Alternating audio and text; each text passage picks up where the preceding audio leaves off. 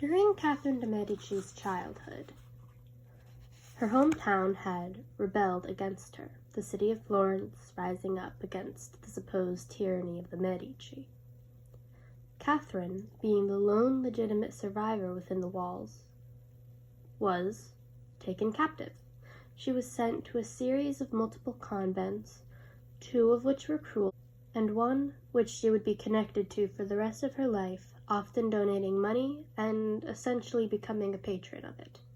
This was the convent of La Mirate, and they were also called the Walled Ones.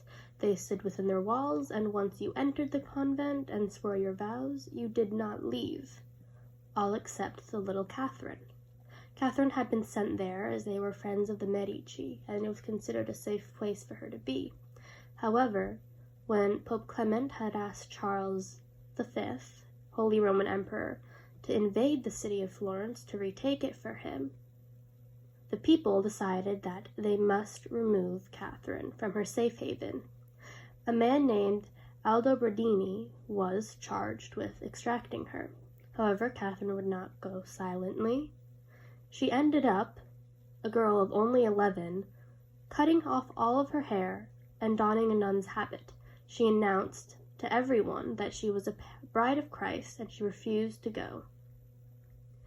She is quoted to having said, "Holy Mother, I am yours. Let us now see what excommunicated wretch will dare drag a spouse of Christ from her monastery."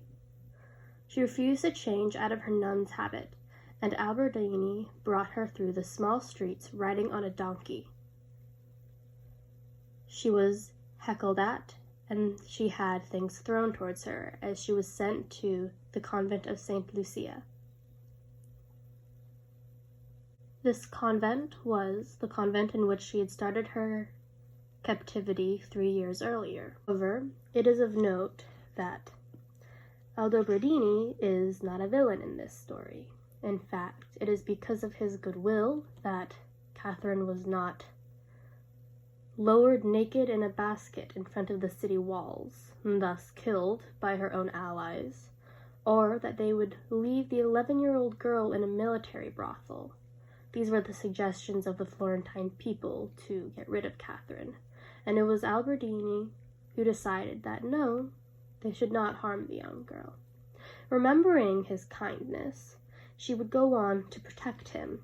When Pope Clement inevitably, along with Charles V, retook the city, most of the Florentine government were dealt with painfully. However, Catherine wrote to her uncle and begged him to save Aldobrandini.